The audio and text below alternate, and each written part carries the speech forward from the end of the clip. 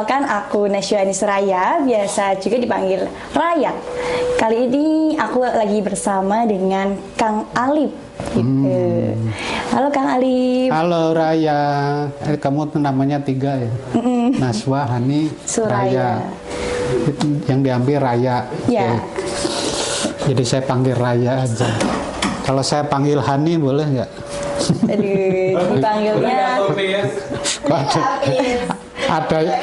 Ada yang aneh ini kalau saya panggil Hani. Ya udahlah, saya panggil Raya aja. betul. Gimana Raya? Ada apa? Aku mau cerita nih, mau konsultasi. Konsultasi. Iya, sebenarnya aku tuh kenapa ya kalau lihat TikTok, lihat Instagram, lihat influencer itu nunjukin Apa? ada wisata-wisata baru nih akhir-akhir ini, kayak bagus banget. Dia ngomongnya kayak seolah-olah wah tertarik Gambarnya banget nih. gini. Terus jadi dari aku sendiri tuh kayak kayaknya seru banget deh di sana. Oke, mampir. Pernah tuh nyoba ke sana. Terus? Ternyata nggak sesuai sama yang aku bayangin gitu. Kenapa ya? Nah, yang kamu perhatiin dari postingan kayak gitu itu, itu kamu mesti merhatiin apa sih? Kamu merhatiin data.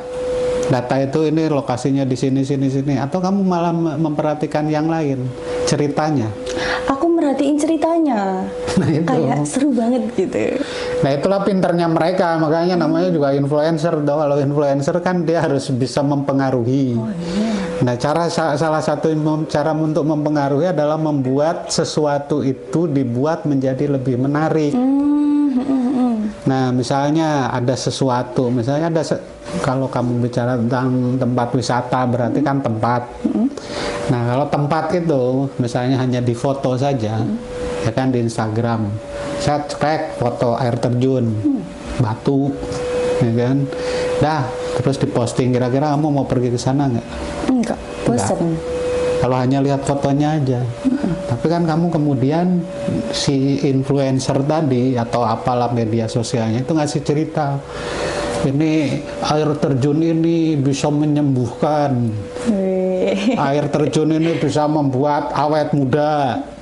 Air terjun ini dulu ada kenapa kalau di Bandung tuh ada namanya Curug Aleh. Ya kan? Curug Aleh itu air terjun. Nah, kenapa dipanggil itu katanya ya ceritanya itu ada sepasang muda-mudi ya, jatuh cinta. Nah, si Aleh ini karena tidak cintanya tidak tersampaikan, ya kan, tidak terjangkau. Nah, kemudian bunuh diri di tempat itu. Aduh. Sedih banget. Jadi sebetulnya kalau diliatin, ya kan, si air terjunnya itu biasa aja gitu loh. Tapi yang bikin orang datang ke sana itu apa? Kisahnya gitu loh. Ini tempat gini. Nah, itu. Jadi orang tuh sebetulnya lebih ya, kan tadi kalau kita bicara fakta ya. Kalau bicara fakta itu apa? Faktanya ya air terjun. Air terjunnya ya begitulah gitu kan, kamu bisa lihat sendiri kan. Ya mungkin kalau sekarang dengan kamera ditambah-tambahin lah dengan efek-efek yang apa lainnya gitu kan. gitu. Nah, makanan misalnya ya makanan ya mie ayam. Tapi kenapa sih jadi istimewa? Ya karena bukan mie ayamnya, tapi yang diceritakan tentang mie ayam itulah yang seringkali membuat orang menjadi tertarik. Nah, memang ada kalau dalam komunikasi itu makanya kan gini. Kalau dalam komunikasi itu ada teori namanya paradigma naratif paradigm. Itu dari Walter Fisher ya, teori tahun 70-an. Nah, itu dia meneliti bahwa sebetulnya kalau dulu sebelum teori ini muncul ya, itu ada yang namanya rational world paradigm. Jadi paradigma dunia rasional. Nah, pendapat ahli sebelumnya itu mengatakan bahwa manusia itu adalah orang yang sangat rasional, ya kan? Tapi setelah diteliti lagi oleh si Fisher, bahwa manusia itu sebetulnya tidak seluruhnya benar-benar rasional. Rasionalnya itu dalam tanda petik. Kenapa? Karena orang lebih suka mendengarkan cerita yang dipahami daripada mendengarkan data yang nggak jelas. Bukan nggak jelas, sebetulnya tuh data tuh bener Tidak gitu. benar Cuma tapi yang nggak menarik aja bosenin gitu ya. Bosenin gitu. Nah sekarang saya gini tanya, kamu pernah ke Prambanan nggak? Pernah. Hah? Pernah. Masuk? Ya, masuk Lewat. dong. Masuk ke dalam SD kira-kira Pak. Hah, SD? Terakhir SD. Kamu sekarang kuliah dari semester berapa ini Mas? Yang penting pernah ke sana loh Pak. Itu tinggal lewat itu, ya kan? Nah, itu ada yang ngajak itu. Hah? Aduh, kapan-kapan deh. Nah, ya, nah, jadi kan si yang kamu tahu soal Prambanan, itu kamu ceritanya apa yang kamu tahu? Ceritanya yang aku tahu itu cerita kisah cintanya Kende. Bukan. Nyi Roro Kidul. Bukan. Roro Jonggrang. Salah kok Nyi Roro Kidul sih. Roro Jonggrang. Dengan Bandung. Bondowoso. Nah, ini karena SD nih. Iya, itu sejarah SD. Aduh, lupa banget deh. Harus main ke sana lagi, Pak. Yes, atur. Bareng-bareng. Nah, ya itu kan yang kamu dengar itu kan, Roro Jonggrang, Bandung Bondowoso. Iya. Itu ceritanya mirip-mirip sama Tangkuban Perahu lah. Roro Jonggrang tuh disukai sama Bandung Bondowoso, tapi minta syarat, ya kan, minta syarat dibuatkan 1000 candi, tapi harus bikin jadi semalam. Nah, terus ternyata karena Roro Jonggrang nggak mau dan si Bandung Bondowoso minta bantuan jin. Nah, digagalkan lah ketika tinggal katanya berapa sih? Satu ya, tinggal satu gagal. Nah, dah. Nah, akhirnya ngamuk Bondowosonya itu dikutuk Roro Jonggrang jadi patung. Patung ada di dalam. Bener gak itu? Bener sih karena ada buktinya ya. Hah? Bener. Buktinya apa? Patung. Buktinya ada patungnya dan ceritanya itu kayak udah melegenda aja gitu. Nah, itu yang salah. Oh salah. Coba aja kamu share. Share apa? Searching di Google. Searching di Google itu Prambanan itu sama sekali tidak ada kaitannya dengan Roro Jonggrang dan tidak ada kaitannya dengan Bandung Bondowoso. Itu dibangun tahun abad kesekian oleh Rakai Pikatan, oleh siapa bla bla bla bla bla bla bla. Dan nggak ada janjin-janjin di situ. Oh berarti itu beneran apa enggak sebenarnya? Nah itu yang kamu tahu, makanya kan sekarang justru itu kan, berarti kan di Prambanan itu sebetulnya ada dua cerita.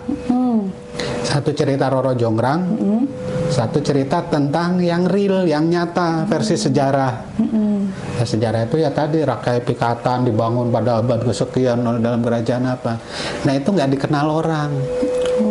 Orang tuh lebih seneng dengar cerita Bandung Bondowoso dan Roro Jonggrang. Kamu yakin banget itu patungnya si ini, padahal enggak, itu patung siapa gitu, Dewi siapa dalam agama Hindu, ya kan? Nah itu nggak ada sama sekali Roro Jonggrang atau Bandung Bondowoso gitu. Nah ini balik lagi ke si teori itu, makanya kenapa orang tuh lebih seneng mendengarkan cerita daripada mendengarkan fakta. Nah sekarang misalnya gini ya, kamu ke bank, ya kan, kamu misalnya mau minjem duit, terus disodorin apa namanya angka-angka, gini, ini kalau begini, ini angka ini cicilannya sekian, ya kan. Nah itu lebih, kamu benar-benar merhatiin atau enggak? Kamu merhatiin angka atau dengerin apa yang diomongin oleh si customer service? Kalau aku lebih dengerin yang customer service bilang itu. Nah itu kan, karena kamu lebih suka. Padahal yang customer service itu bisa saja salah. Iya. Oh, ya kan? Yang di kotak itu udah jelas, itu udah dicek berkali-kali kan. Tapi kenapa kamu lebih suka dengerin yang si penjelasan dari CS? Padahal kan gini aja, kamu datang, kan sama aja toh. Kamu datang, nih Mbak, baca aja sendiri. Tapi kamu nggak mau. lebih suka diceritain sih dibilang. Nah, itu makanya itu tadi ya, ini yang dijelaskan oleh si Walter Fisher itu sebetulnya orang lebih senang, nggak terlalu suka dengan yang rasional, yang benar-benar rasional atau faktual. Makanya dia lebih senang mendengarkan cerita.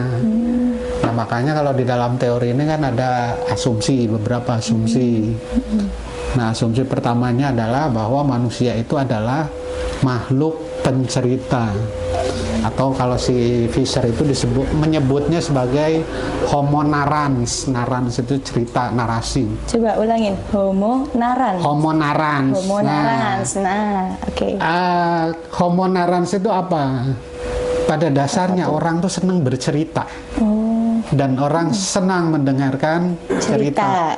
Iya. Inilah yang membedakan manusia dengan Hewan. makhluk yang lain. Makanya sebetulnya kalau bahasa aslinya, dia di terjemahan aslinya, manusia adalah hewan yang bercerita. Dia menyebutnya hewan. Karena untuk membedakan bahwa kita ya benar secara fisik kan hewan. Tapi yang kemudian membedakan antara hewan kita dengan hewan itu adalah salah satunya adalah bercerita. Oke. Yang lain itu hewan yang lain itu nggak berkomunikasi, iya. Iya.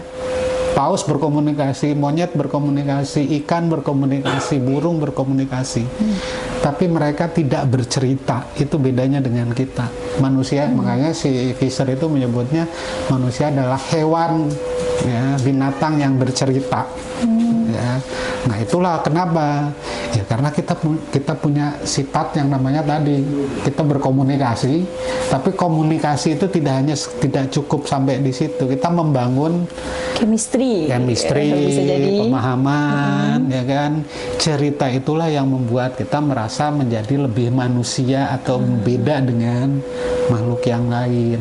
Nah, itu yang pertama, asumsi pertama. Itu asumsi yang pertama. Okay. Nah, yang kedua itu, asumsi yang kedua ini sebetulnya asumsinya hanya dua tapi besar. Rasionalitas manusia itu ditentukan oleh kualitas narasi yang mereka terima.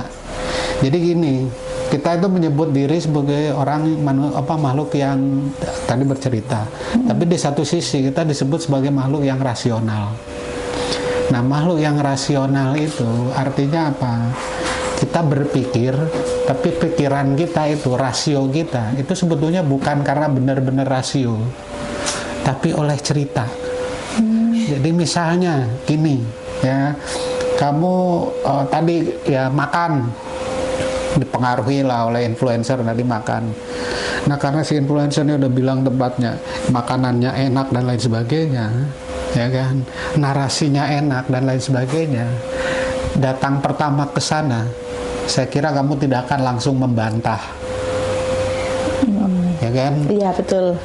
Menerima dulu nih, enak, oke, gini, tempatnya bagus, oke, gini.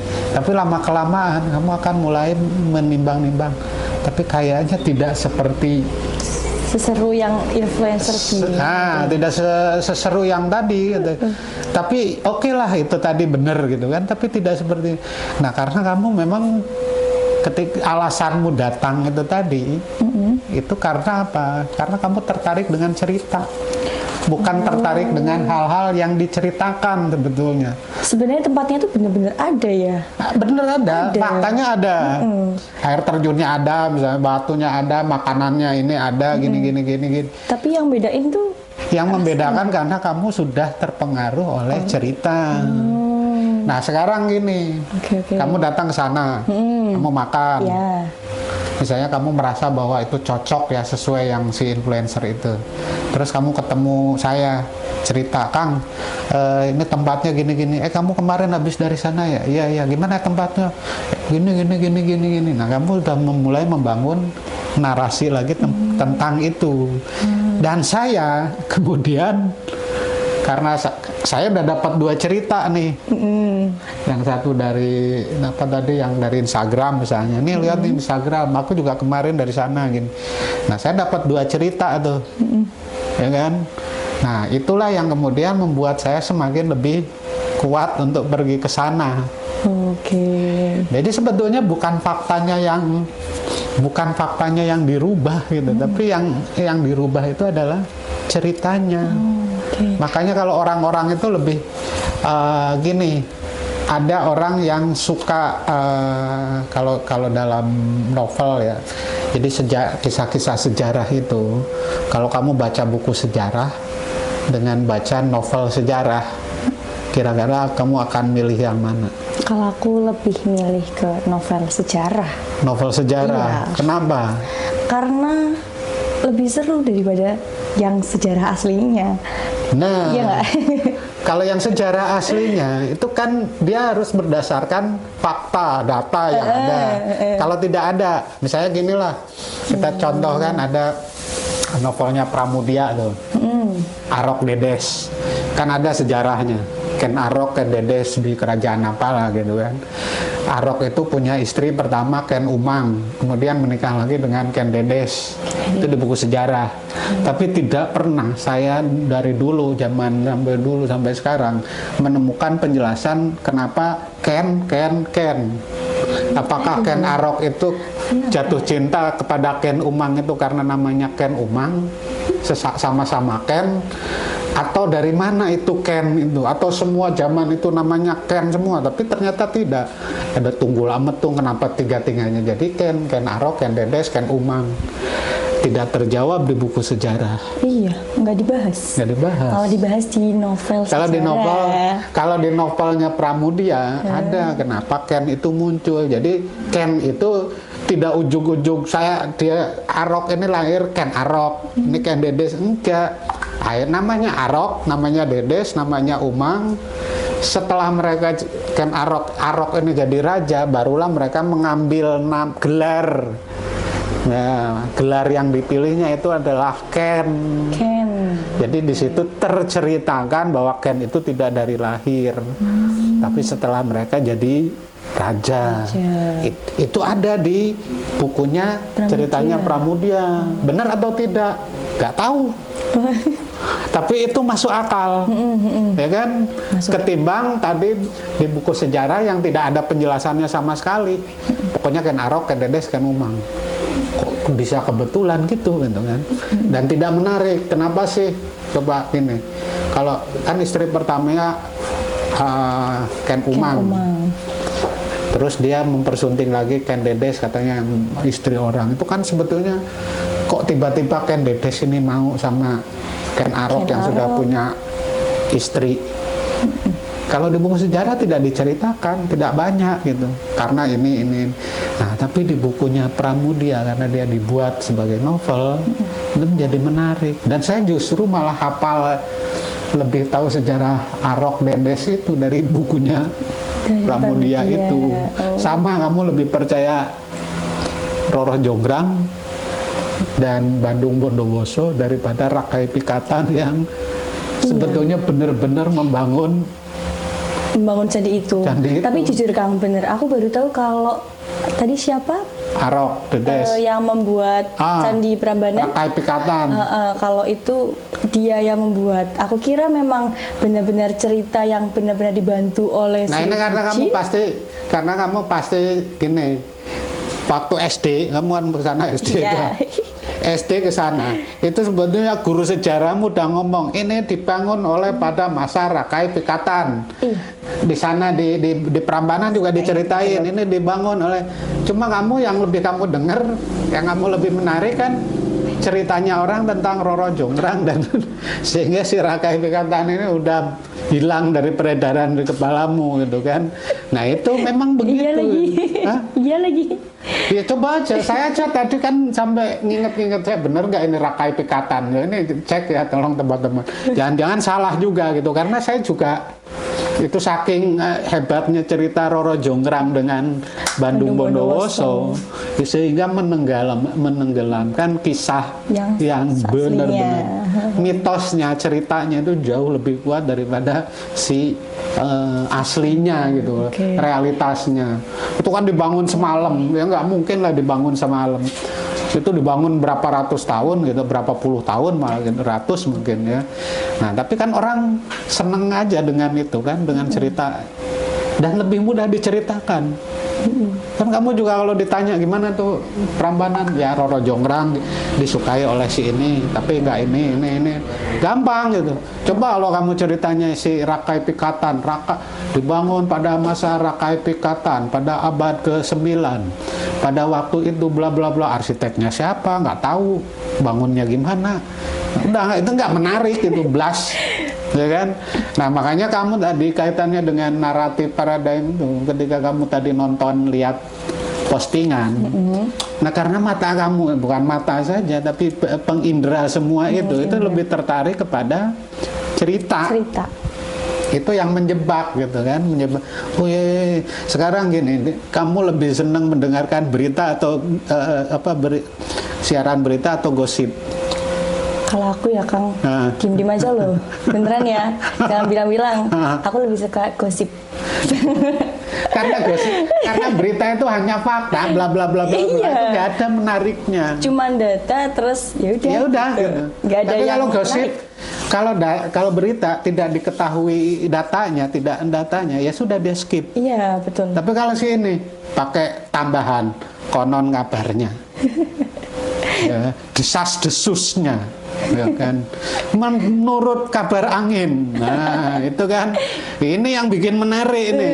Ya, kalau di berita menurut kabar angin Bapak Prabowo, ya nggak ada, ya, lewat aja gitu, nggak ada gitu. Prabowo dikabarkan ke Jerman, nggak ada kabarnya, desas-desusnya nggak ada, itu nggak menarik. Justru itulah bagian ya, karena itu tadi balik ke si pertama sebagai dia homo narans, itu dia yang seneng. Nah maka dari sini kalau kamu belajar teori ini itu ada beberapa konsep. Nah konsepnya ini yang satu, yang pertama adalah narasi ya, karena kan tadi judul teorinya naratif paradigm, jadi paradigma naratif ya. Nah yang pertama konsepnya narasi. Nah narasi ini apa? Ini cerita kalau sederhananya, rangkaian tindakan yang disusun di dalam serangkaian peristiwa disusun jadi makna. Ya kan? Peristiwa yang disusun menjadi makna, jadi sampai tertentu. Kayak tadi kan cerita Roro Jonggrang sampai akhirnya gagal ya, dikutuk. Nah, itu kan narasinya seperti itu. Makanya kamu mendengarkan narasi itu seperti itu tadi, bacaan di Instagram. Tempatnya ketika saya datang ini suasana menyambut ini.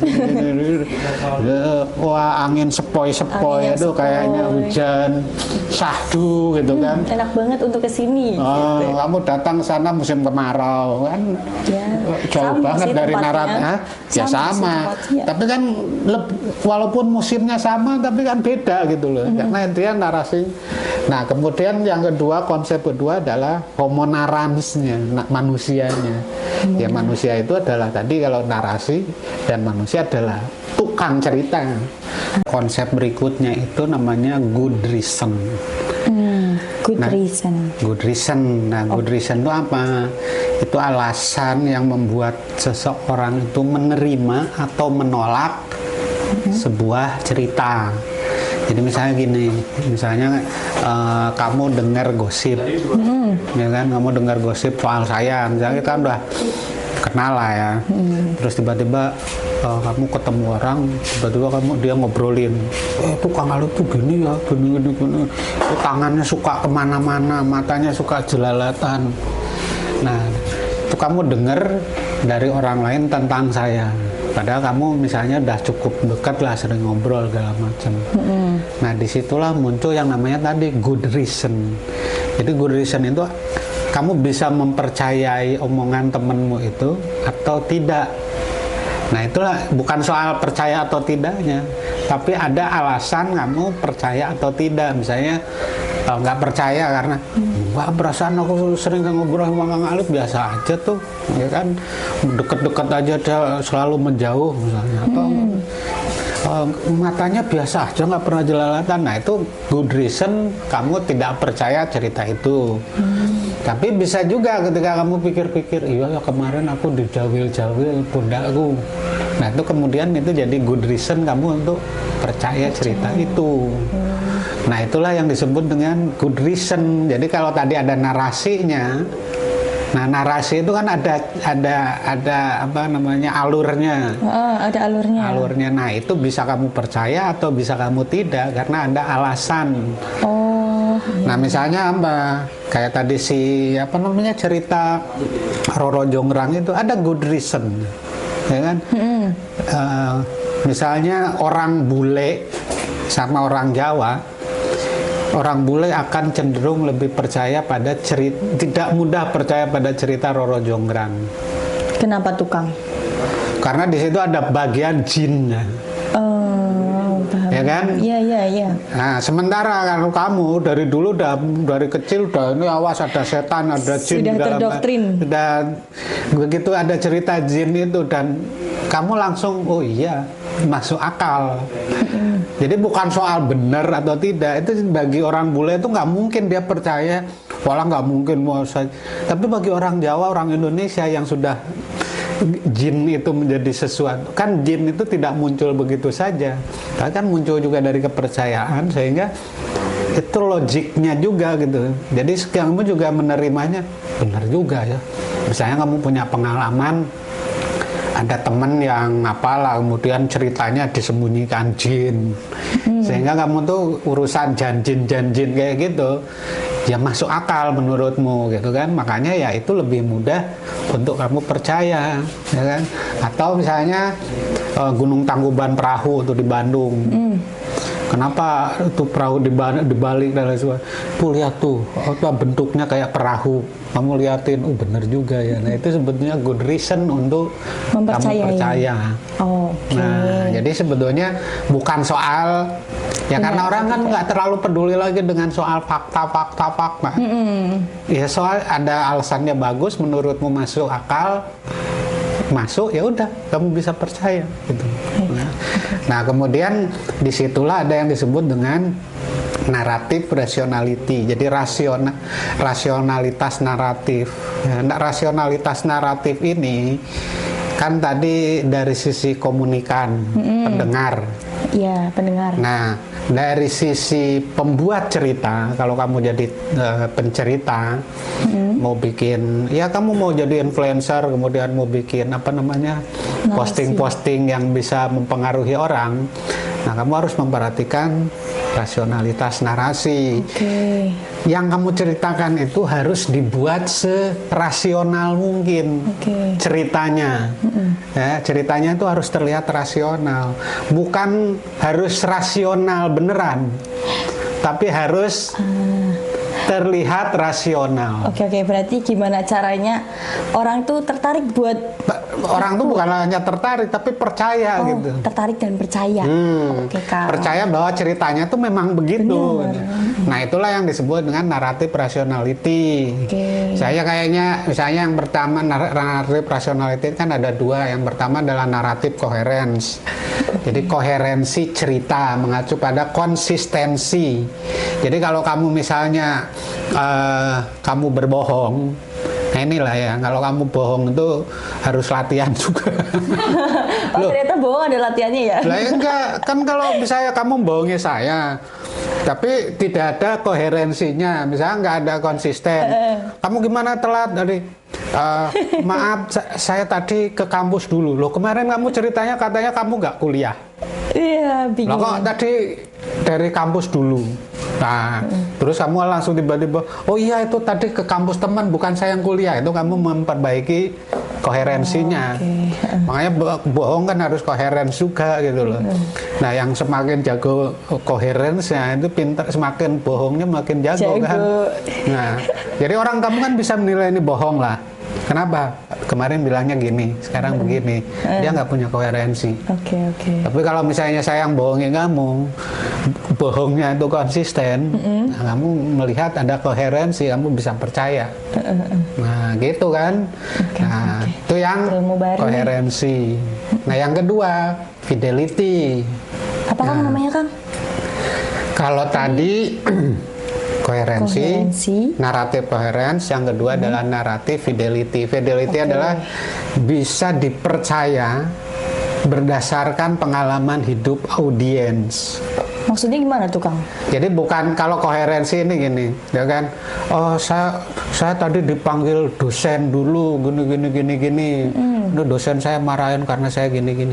Nah, kalau supaya kamu kamu akan lebih mudah percaya, ya kan? Misalnya atau kamu ceritanya ke saya. Saya akan lebih mudah percaya sama kamu kalau saya pernah juga jadi mahasiswa. Oke. Ya Kalau kan? misalnya tidak jadi mahasiswa, tidak pernah jadi mahasiswa, itu fidelity-nya agak sulit, misalnya gini. Karena saya tidak pernah berhubungan dengan dosen, jadi saya nggak punya pengalaman fidelity-nya nyambung di mana tuh dengan cerita yang tadi. Nah, makanya tadi fidelity itu kayak misalnya pengalaman soal jin tadi. Ketika si pembuat cerita itu memasukkan unsur jin ke dalam ceritanya, dan orang Jawa itu punya fidelity tentang jin, maka itu lebih mudah dipercaya. Makanya si bule itu nggak bakalan percaya karena dia nggak punya fidelity. Walaupun coherence, diceritakan ada makhluk gaib namanya jin gini. Ya oke, itu coherence. Tapi belum tentu dipercaya oleh si bule karena dia nggak punya fidelity. Sekarang ini, kalau saya bilang ya, nanti kamu pulang lewat makam, hati-hati loh di makam itu kemarin ada pocong. Kira-kira kamu percaya atau enggak? Kalau aku sendiri ya Kang, percaya sih. Jujur percaya. Ada pocong, ada kuntilanak, terus kamu nggak percaya misalnya, tapi lewat kok serem ya gini. Nah, mikir. Terus, Oke. Kenapa kamu percaya? Karena Pocong, kuntilanak. ya ada yang pernah cerita kalau itu fidelity. Tapi kalau ceritain gini, awas kamu jangan lewat situ, makam situ. Nanti di situ ada vampir, ada Dracula. Kira-kira kamu percaya atau enggak? Kalau aku sendiri nggak percaya sih. Kenapa? Ya karena vampir di Indonesia kayaknya nggak ada gitu loh. Adanya sukus. Itulah yang disebut dengan Fidelity namanya. Oke. Orang bule datang ke Indonesia ditakut-takuti pocong itu nggak bakalan takut. Dia ketemu langsung aja maplek depan-depanan, itu belum tentu lari. Mungkin dikeplak kepala, ya kan? Nah, karena bule dia nggak punya fidelity. Kamu diceritain vampir kan guyu, gua vampir apa? Karena tidak ada fidelity, tidak ada ya kan, tidak ada kesinambungan dengan pengalaman dan lain. Nah, tapi itulah yang membuat ya satu cerita itu menjadi menarik di satu tempat, tapi tidak menarik di tempat yang lain. Karena tidak ada fidelity-nya. Tergantung tempat berarti Kang. Ya tergantung tempat. Misalnya gini, orang Amerika percaya kualat nggak? Amerika? Enggak sih. Makanya cerita Malin Kundang nggak bakalan mereka percayai. Nggak bakalan mereka percaya. Karena apa? Ya mereka nggak pernah percaya dengan konsep kualat. Tapi kalau orang Indonesia percaya konsep kualat, sehingga ketika ada cerita Malin Kundang langsung dikutuk jadi batu, wah ini kualat. Nah, karena ada fidelity, kamu percaya. Nah, itulah yang disebut dengan tadi, jadi rasionalitas itu harus coherence, dan yang kedua harus punya fidelity. Jadi saya kalau membuat cerita, makanya gini, kalau mau bikin film horor di Indonesia, ya kan, selalu film horor Amerika dengan film horor Indonesia selalu dalam kenyataannya itu masih di Indonesia sendiri pasti lebih banyak yang nonton film horor Indonesia. Kenapa tukang? Ya kalau film horor Amerika kan vampir, gini kan kamu juga nggak terlalu serem. Iya sih, kayak apaan sih? Gitu. Iya kan biasa aja gitu kan. Tapi kalau film horor udah tahu film tapi nongol pocong itu kan kamu ya karena kamu punya fidelity gitu. Tapi vampir biasa aja gitu kan. Atau kamu masuklah ke rumah hantu untuk cobain. Kalau yang datang Dracula, ya kan, terus vampir Cina yang gini-gini, ya mana kamu takut? Kayaknya malah diikutin ya, deh, diikutin, gini-gini. diketawain, dikeplak atau apa gitu kan. Tapi begitu shot pocong, nah ini yang karena kamu punya fidelity, ditandai. Kalau mau ceritanya percaya, pakailah koherensi. Itu di makam itu ada pocong. Kenapa? Kemarin itu ada orang mati, bunuh diri. Itu penasaran gini, ditinggal pacarnya gantung diri. Udah kamu lewat situ, ya kan? Koherensinya masuk. Tadi ada ini diceritain ada pocong, ada orang habis bunuh diri, nongol lah. Walaupun itu sebetulnya kain terbang aja, udah kamu langsung geletak, buak, pingsan. Kebayang-bayang. Karena tadi koherensi dan fidelity-nya ketemu. Nah, yang terakhir konsepnya adalah logic of good reason. Logic of? Kalau tadi good reason-nya saja, kalau ini adalah logiknya. Jadi dia akan harus mempertimbangkan penting, relevan, nyambung, logis atau tidak. Jadi gini, di dalam cerita-cerita kalau kamu seneng bikin nonton film, bahkan film-film fantasi saja itu tetap oleh si penulisnya dibuat logikanya. Misalnya Superman, kan kalau di ini pakai logika ada planet lain terus jadi kuat, ya kan, nah dan lain sebagainya. Tapi oleh si pembuat cerita itu dia pakai logik. Kenapa, dari mana kekuatannya diceritakan?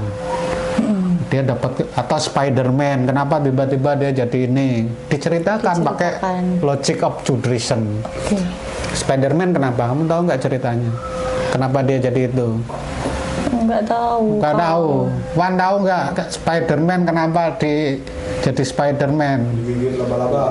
Digigit laba-laba itu logic of good reason. Logic of good reason. Nggak bisa itu ujung-ujung pokoknya begitu.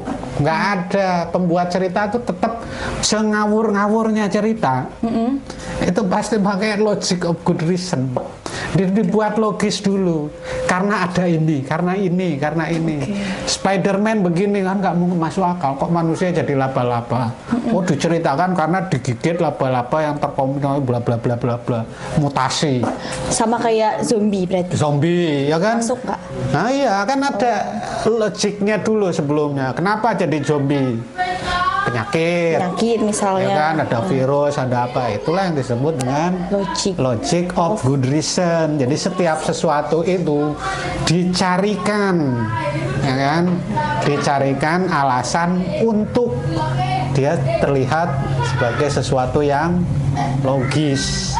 Kayak Roro Jonggrang, logic of good reason-nya apa? Logisnya kalau dari aku permintaan tuh bukan. Logic of good reason-nya itu supaya orang terlihat masuk akal ceritanya, dicarilah bukti. Buktinya apa? Ada patung. Patung ini lo Roro Jonggrang. Di Malingkundang di Padang tuh ini lo patungnya, batunya. Batu Malingkundang. Batu Malingkundang itu logic of good reason. Padahal bukan gitu, tapi dibuat, ya kan, seolah-olah beneran. Nah, kamu mau ngibul tadi, mau bohong tadi kan pakai logic of good reason juga. Ini supaya kelihatan logis gimana ya? Oh, saya capek. Wah, kamu dulu supaya kelihatan kusut. Itu kamu bikin logic of good reason, ya kan? Oh, kelihatan, mata pucat gini. Hujan, kamu pakai bahasa dulu.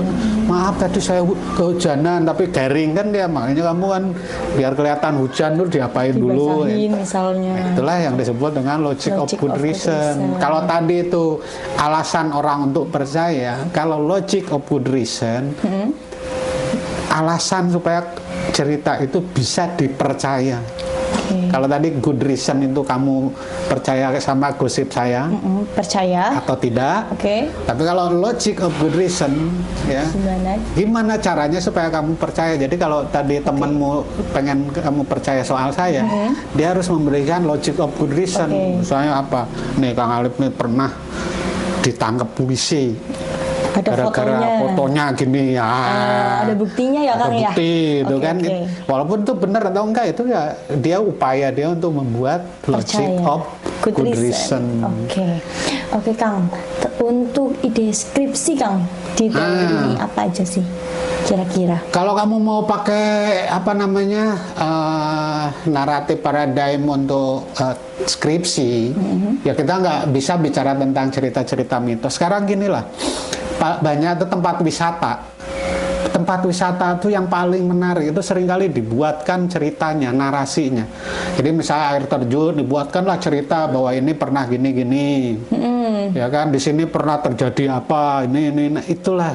Nah, kamu bisa mencari atau menceritakan tentang membuat skripsi tentang narasi atau cerita dari sebuah tempat wisata. Itulah yang membuat misalnya kalau tempat ziarah itu kan diceritakan dulu siapa ini tokohnya, kenapa ini sampai begini. Akhirnya orang percaya karena kalau lihat makamnya aja kan kayak makam. Ya udah makam aja gitu. Yang orang bikin datang itu bukan makamnya. Ceritanya itu bisa, ya kan. Nah, jadi yang bisa itu yang lama kan, yang religi. Bisa yang non religi, misalnya kayak tadi.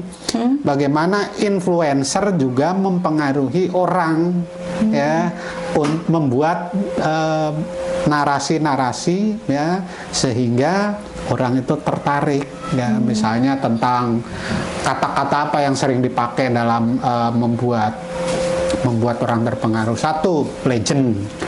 Oh, ini mie ayam legend. Nah, itu sebetulnya ciri-ciri dia sudah pada membuat narasi.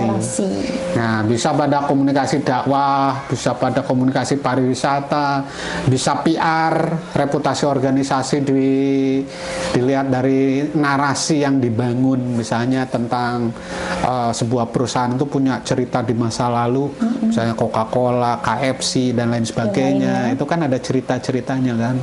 Nah, mungkin bisa kamu meneliti itu juga cerita narasi yang dibangun mengenai sebuah perusahaan, gitu.